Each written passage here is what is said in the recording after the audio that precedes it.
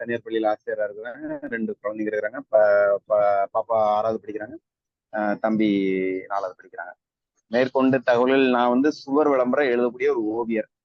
சுவர்ல வந்து விளம்பரம் பெயிண்ட் அடிச்சு எழுதக்கூடிய ஒரு ஓவியர். தமிழகம் முழுவதும் விளம்பரம் எழுதுறதுக்காக வாகனத்துல பயணிப்பேன். இப்போ கொரோனா வந்ததுக்கு அப்புறம் சுரண்ட தென்காசி பகுதியில மட்டும் விளம்பரம் அப்படின்னா இங்க இருக்கக்கூடிய நிறுவனங்கள், சுரண்டையில் இருக்கக்கூடிய ஜவுளி கடை, நகைக்கடை, அப்புறம் தனியார் பெரிய நிறுவனங்கள்ல இங்க தென்காசி மாவட்டத்தில் இருக்கீங்கன்னா அந்த சிமெண்ட் கடைகளுக்கு உண்டான விளம்பரங்கள் எழுதி அதுல என்னுடைய வருவாயை நான் சுற்றி நல்லபடியான வாழ்க்கை போயிட்டு. அதாவது ஒரு இந்த வயசுல ஒரு உழவார பணியில ஆரம்பிச்சு இவ்வளோ நிறைய பணிகள் செய்யறது வந்து பெரிய விஷயம். அதாவது ஒரு ரொம்ப நல்ல காரியம். நல்ல இளைஞர்கள்லாம் சேர்த்துக்கிட்டு இது பண்ணி இப்போ உங்க அறக்கட்டளையில வந்து நீங்க ரெஜிஸ்டர் எல்லாம் பண்ணிருக்கீங்களா? என்ஜிஓ மாதிரி ரெஜிஸ்டர் பண்ணிருக்கீங்களா? மியூட்ல இருக்கீங்க. அது என்ஜிஓ அதாவது 2018 வந்து நம்ம வந்து அறக்கட்டளையை பதிவு பண்ணிருக்கிறோம். என்னன்னா 2018 கலாமின் கனவுகள் அப்படிங்கிற அறக்கட்டளை வந்து 2018 பதிவு பண்ணிருக்கோம். எவ்வளவு பேர் பேன் கார்டு இருக்கு. ஆனா நம்மளுடைய அறக்கட்டளை வந்து ஒரு 12 பேர் இருக்கிறோம். இருக்கும்போது நிறைய இளைஞர்கள் 12 பேர் பக்கம் இருக்கணும். எல்லாரும் அவங்கவுங்க அந்த கல்லூரி படிப்பு முடிச்சு அப்புறம் அந்த நபர்ல உள்ள நபர்கள், அப்புறம் வேலை பார்க்கக்கூடிய நபர்கள் வருவாங்க. எல்லாருமே வந்து இப்ப இந்த கொரோனாவுக்கு அப்புறம் வந்து இந்த களப்பணிகளுக்கு வரக்கூடிய சூழல்கள் இல்லை. என்கிட்ட கிட்டத்தட்ட எனக்கு தெரிஞ்சு ஒரு 6 மாதமாவே நீங்க அந்த சம்பந்தமா என்கிட்ட பேசியிருக்கீங்க. நாங்களும் குழுவா உங்கள்ட்ட இந்த மாதிரியான மீட்டிங்ல கலந்து பேசணுங்கிற முயற்சி எடுப்போம். ஆனா அந்த சூழல்கள் உருவாக்குன நிலைகள் இல்லை. இந்த கொரோனா எல்லாமே முடிஞ்சிட்டு இன்னும் ஒரு ஆண்டு 2 ஆண்டுக்குள்ள இப்பவே பாருங்க, ஒரு குறிப்பிட்ட இடைவெளியில வந்து சமூக பணிகள் செய்யக்கூடியவங்களுடைய பொருளாதாரம் பலவீனமா இருந்து மெதுவா இருந்துச்சு. இப்ப மறுபடி சமூக வலைதளங்களை பாருங்க, மறுபடியுமே சமூக பணி செய்யக்கூடிய இளைஞர்கள் மறுபடியும் வராங்க. இன்னும் ஒரு ஆண்டு 2 ஆண்டுல அடுத்த கட்டத்துக்கு வரும்போது மறுபடியும் ஒட்டுமொத்தமா நம்ம இளைஞர்களை பார்க்கலாம். நம்மளுடைய அறக்கட்டளையில் உள்ள நண்பர்கள் நாங்க வருஷத்துக்கு ஒருக்கா சந்திப்போம். எங்களுடைய பழைய பள்ளி, நாங்க படிச்ச பள்ளிக்கூடத்துல வருஷத்துக்கு ஒரு சின்ன நிகழ்ச்சி வைப்போம். நிகழ்ச்சியில குழந்தைகள் வரக்கூடியவங்களுக்கு பரிசுலாம் கொடுப்போம். அந்த மாதிரியான நிகழ்வுகள்ல சந்திப்போம். அப்படி சந்திக்கக்கூடிய தருவாயில கட்டாயம் உங்களுக்கு வந்து நாங்க நேர்ல அவசியம் குழுவா உங்கள்கிட்ட சேர்ந்து பேசுவோம். கண்டிப்பா. ரொம்ப சந்தோஷம் முருகன். முருகனுக்கு வந்து கலாமின் அறக்கட்டளையில ஏதாவது ஒரு விஷயம் இருக்கா? அதாவது ஒரு தொலைநோக்கு பார்வை. நம்ம வந்து இத்தனை வருஷத்துக்கு அப்புறம் இப்படி பண்ணியிருக்கணும். இந்த மாதிரி நம்மளால சமுதாயத்துக்கு ஒரு மாற்றத்தை ஏற்படுத்தி இருக்கணும்ன்ற மாதிரி ஏதாவது ஒரு வழிகாட்டுதல் எதுவும் இருக்கா உங்களுக்கு?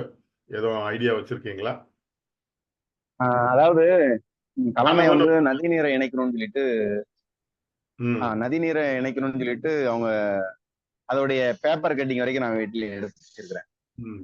இது நதிநீர் இணைக்கிறோங்கிறது வந்து அது ஒரு பெரிய விஷயம். அது நம்ம பாரத நாடு இந்தியாவே வந்து அதை முன்னெடுத்து பண்ணிட்டு இருக்கிறாங்க. கட்டாயம் நடக்கும். நம்ம வந்து அவங்க அந்த முயற்சி எடுக்கிறாங்கன்னா நம்ம ஊர்கள்ல இப்போ எங்க தென்காசி மாவட்டத்துல இரட்டைகுளம் கால்வாய்ன்னு சொல்லிட்டு ஒரு குறிப்பிட்ட பகுதியே தண்ணியே போகாத இடம் இருக்கு. மழை பெஞ்சாதான் அந்த இடத்துக்கு தண்ணி. மற்றபடி குற்றாலம் பக்கத்துல இருக்குது, அடை பக்கத்துல இருக்குது. இப்போ நான் கை காமிக்கூடிய மேற்கு தொடர்ச்சி மலை முழுவதும் இந்த சைட்ல இருக்குது. இந்த மலைகள்ல இருந்து வரக்கூடிய தண்ணி எல்லாமே ஒண்ணு தாமிரபரணி ஆறுல கலந்து கடலுக்கு போகுது.